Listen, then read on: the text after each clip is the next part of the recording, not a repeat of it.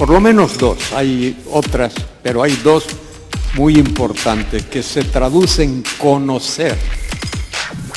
Hay una palabrita que es la que se usa ahí, ginosko, que es conocer por experiencia. Cristo no conoció pecado por experiencia, porque Él nunca pecó. Pero hay otra palabra, que es la palabra oida, que es conocer teóricamente. Vamos a decir así, conocer en teoría, el aspecto teórico de lo que significa. Por supuesto que el Señor teóricamente sabe, conoce lo que es pecado, pero Él no experimentó, no lo conoció por experiencia. Él es el sin pecado, y lo dice allí cuando Él desafió a aquellos y le dijo: ¿quién de vosotros me redarguye de pecado? ¿Por qué? Porque Él era el impecable, es el impecable Salvador, el impecable Dios, el Dios que no puede pecar, lo dice allí por la epístola a los Hebreos, creo que es capítulo 5, el que no puede pecar. ¿Podía Cristo pecar? La otra es, podía no pecar. Y la otra es, no podía pecar. Lo que entiendo de las Escrituras es que Jesucristo cae en esa última categoría que he mencionado. Él no podía pecar. Él nunca comenzó a ser Dios.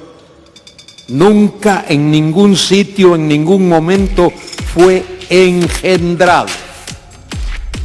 Él es desde la eternidad, como el Padre es desde la eternidad y el Espíritu es de la eternidad. Él es el eterno Hijo de Dios. De manera que Él no podía pecar, absolutamente. Él es el amarteitos. Amartía es pecado, y amartano, pecar, el verbo. Y la A adelante significa no o sin. Él es el impecable, sin pecado. No hubo ningún instante en su vida, ni en la eternidad, ni en la vida terrenal, en la que Él hubiese podido pecar. ¿Por qué fue Cristo tentado? Mateo capítulo 4 y Lucas 4. ¿Por qué fue tentado? Precisamente Él fue tentado para demostrar que no podía pecar. ¿Cómo es posible que me pueda entender entonces? Bueno, Él te puede entender porque precisamente para eso es para lo que Dios se humanó. Dios se encarnó. Y para eso es que Él es el segundo Adán, el postrer Adán. Toda persona tiene una naturaleza, pero no es lo mismo naturaleza que persona.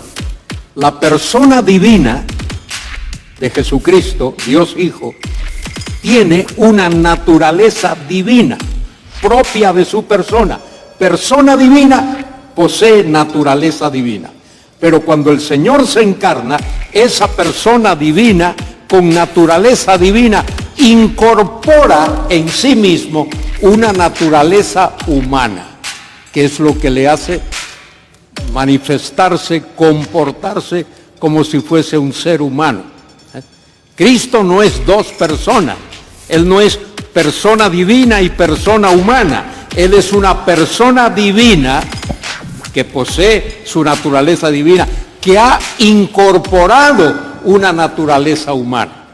Y Él es tentado en la esfera de su naturaleza humana. Lo dice allí en Santiago 1:17, creo que es. Dios no tienta a nadie, ni Él puede ser tentado con el mal. De manera que Cristo no fue tentado como Dios. Él fue tentado en la esfera de su naturaleza humana, de su humanidad. Dios no puede ser tentado. Porque la naturaleza humana de Cristo de ninguna manera debilitó su naturaleza divina. Pero de la misma manera su naturaleza divina no hizo de Cristo una especie de Superman.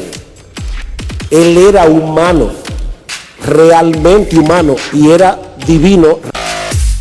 Cristo no era Dios hombre, Él era Dios y hombre. Y por lo tanto, podemos decir, porque tal vez la pregunta puede ser, ¿era real la tentación? Pero después de 40 días de ayuno, cuando el diablo le dijo, dile a esas piedras que se conviertan en pan, yo creo que no sería blasfemo ni aventurado pensar que Cristo comenzó a salivar. O sea, es una persona que tiene hambre. Es un ser humano como tú y como yo, y la Biblia dice expresamente, tenía 40 días sin comer y tuvo hambre. Y el diablo le dice, di que esas piedras se conviertan en pan. Entonces, ¿fue real la tentación? Cristo sufrió una agonía real como hombre, pero Él no podía pecar.